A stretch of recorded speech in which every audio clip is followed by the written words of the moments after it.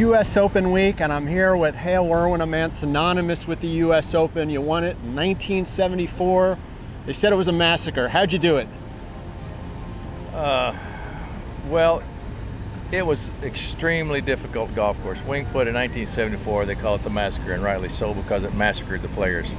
After the first couple of practice rounds, there wasn't a player in the field that wasn't, oh my goodness, how are we going to get through this? But I think 70% of the field kind of gave up. You could kind of sense that.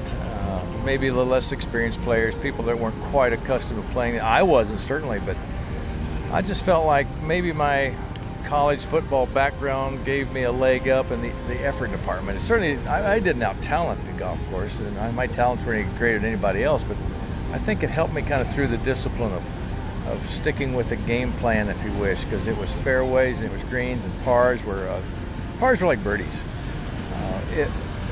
You didn't avoid disaster. You just tried to have fewer than the next guy, because Winged Foot that year was full of disastrous places that you could run up your score.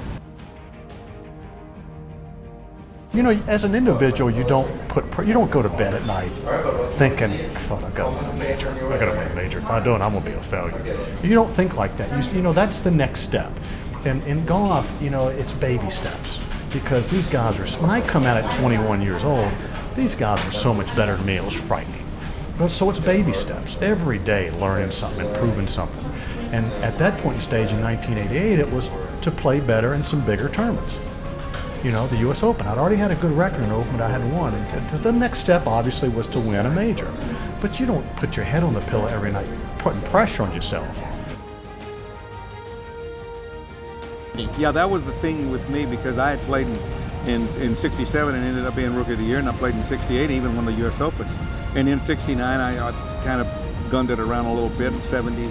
And in 71, I won the U.S. Open. But still, I was kind of separated from all the players. You know, the Gabe Brewers and the Gardner Dickinsons and the Bob Goldbys, and I still couldn't kind of accept it.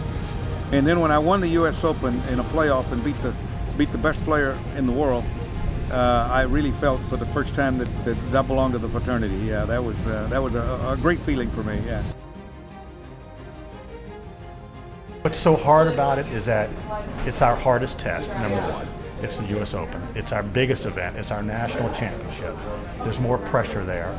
It's like any U.S. Open or major, it's one of the better fields, and it's on an extremely hard golf course, a year removed from the previous year. So you think, well, you know, Tiger could have done it, or Jack, or somebody. Well, I guess it's a year removed, and it's a hard golf course, and you have to be tip-top shape. And I was fortunate. I was playing pretty well.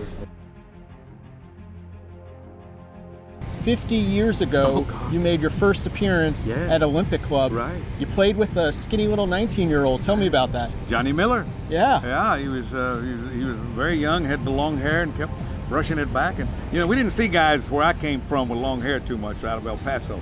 And but he could play. He could really play, this young man. And I ended up finishing 54th there, and then I think that's where Mr. Palmer lost the tournament to Billy Casper, tied, and then came back in the playoff. But I actually got my start there, and then what I did is I qualified for the U.S. Open again in 1967. I finished 5th at Boulder Straw. Ended up winning it in Rochester, New York, and I remember that tournament very well because I played 4 practice rounds with Doug Sanders, and I don't think I missed a fairway all 4 rounds. He says, I'm going to go bet on you. He said, I think you can win a golf tournament.